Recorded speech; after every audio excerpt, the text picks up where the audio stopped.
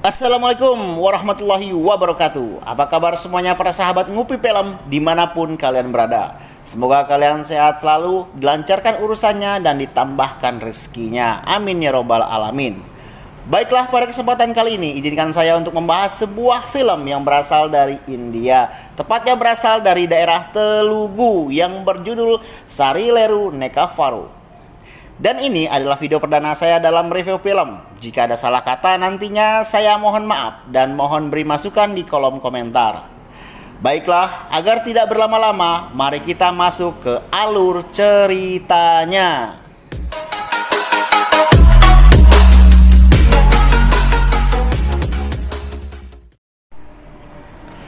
Awal kisah diceritakan di sebuah kampus perkuliahan. Seorang wanita bergelar profesor yang bernama Profesor Bharati sedang mengajar dan memarahi salah satu mahasiswanya karena telah berbuat tidak sopan di kelasnya. Profesor Bharati adalah sosok yang berani dan tegas dan tidak mentolerir suatu kesalahan walaupun dia harus mengundurkan diri dari tempat kampusnya. Di sisi lain diperlihatkan sekumpulan tentara sedang mengamankan area perbatasan dari mobil yang telah dipasang bom. Dan pasukan tentara itu dipimpin oleh seorang yang bernama Ajay, ditemani sahabatnya yaitu Prada. Dengan gaya yang kocak, Ajay berhasil mengamankan dan menjinakkan bom tersebut dan membunuh pelakunya. Di sisi lain, di kediaman Profesor Bharati terlihat dia menelpon putranya, seorang tentara juga, dan mengabarinya untuk segera pulang untuk menghadiri pernikahan adiknya yang akan berlangsung beberapa hari lagi. Kembali ke markas tentara. Di situ terlihat ada sebuah kasus penculikan anak-anak di wilayah perbatasan. Dan akhirnya Ajay ditugaskan memimpin misi tersebut untuk membebaskan anak-anak yang diculik. Dengan gaya yang sangat keren, Ajay berhasil menumpas para pasukan musuh tersebut dan berhasil membebaskan anak-anak yang disandera dengan selamat.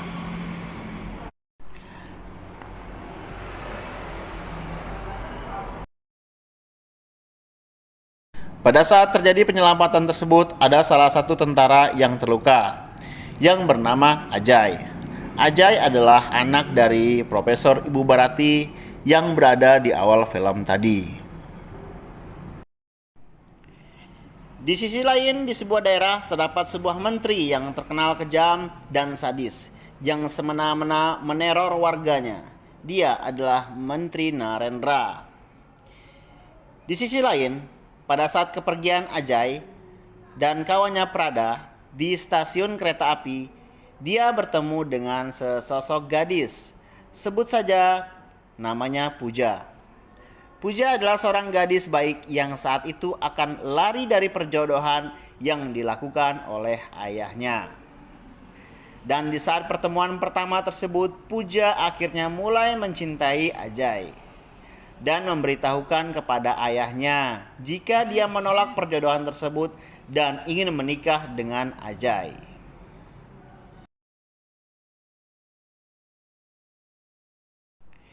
Di sisi lain, sampailah Ajay dan Prada di kediaman Profesor Bharati. Tetapi sampai di sana keanehan terjadi. Dikarenakan rumah Profesor Bharati sudah porak-poranda. Akhirnya Ajay dan Prada kebingungan karena keluarga Bharati tidak ada di tempatnya. Akhirnya mereka bertanya ke sana kemari dan menuju ke polsek terdekat untuk melaporkan keluarga Bharati yang telah hilang. Tapi sampai di sana Ajay dan Prada malah dicuekin oleh oknum polisi Bahlul setempat. Di perjalanan dia mendapati sekelompok preman tengah menyandera para anak gadis. Dan ternyata gadis-gadis itu adalah keluarga dari Profesor Bharati. Para preman tersebut sengaja menyandera anaknya agar Profesor Bharati keluar dari persembunyiannya. Dan tak lama Ajay pun datang untuk menyelamatkan mereka. Dengan pertarungan khas India, akhirnya Ajay mampu mengalahkan mereka satu persatu dengan mudahnya. Bahkan pimpinan preman tersebut diam ketakutan dan tidak berkutik sama sekali. Di sisi lain, Ibu Barati mulai menceritakan kenapa dia sempat dikejar dan diburu oleh para preman suruhan Menteri Narendra, menteri yang jahat dan kejam tersebut.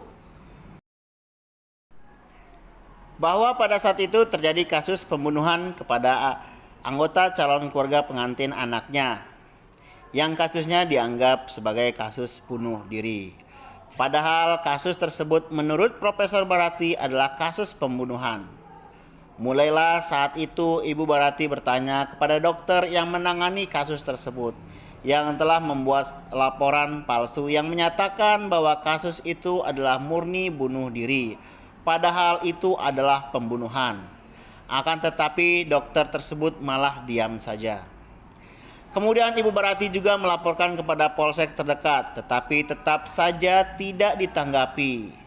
Dan akhirnya Ibu Barati menghadap Pak Menteri. Dan saat menghadap Pak Menteri tersebut, Pak Menteri malah menyuruh Ibu Barati untuk mencabut laporan tersebut dan mengatakan bahwa dia adalah dalang pembunuhan tersebut. Dan kagetlah Ibu Barati. Ternyata menteri di balik dalang ini semua.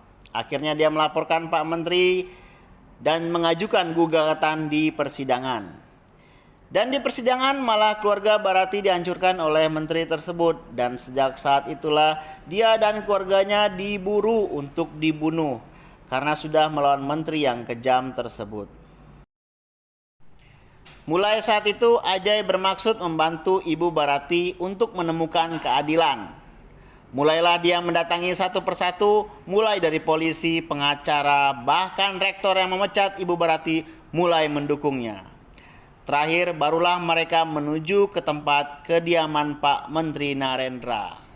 Di sana Ajay mulai menghajar semua anak buah dari Pak Menteri tersebut dan berjanji akan mengungkap kebenarannya dan menjadikan Pak Menteri menjadi warga yang baik.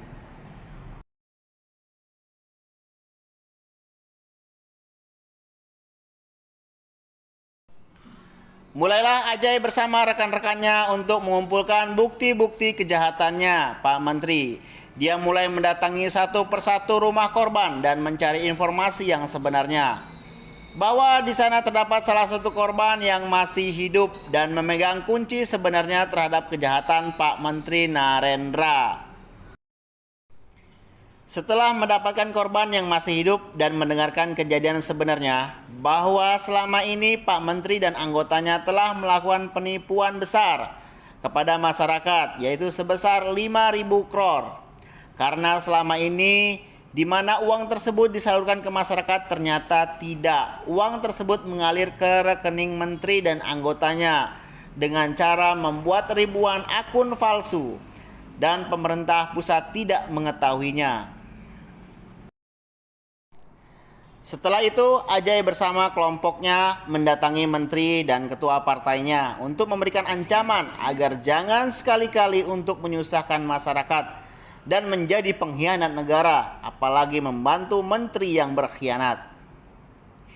Di sisi lain, akhirnya anaknya Bu Barati menikah, dan saat perayaan tersebut mendadak Ajay mendapat telepon dari komandannya bahwa anaknya Ibu Barati telah meninggal dunia. Lalu dengan berlapang dada Ibu Barati menerimanya dengan ikhlas karena pengorbanan anaknya untuk mengabdi kepada negara. Di sisi lain, Pak Menteri menantikan kelanjutan kisahnya, tapi setelah ditunggu, Ajay tidak juga melaporkannya dan malah pergi meninggalkan daerah tersebut. Mendengar Ajay dan rekannya akan pergi, maka Menteri dan juga Puja itu mengejar ke stasiun. Dan akhirnya Ajay menikah dengan gadis pujaannya dan Pak Menteri akhirnya dikirim ke pelatihan militer.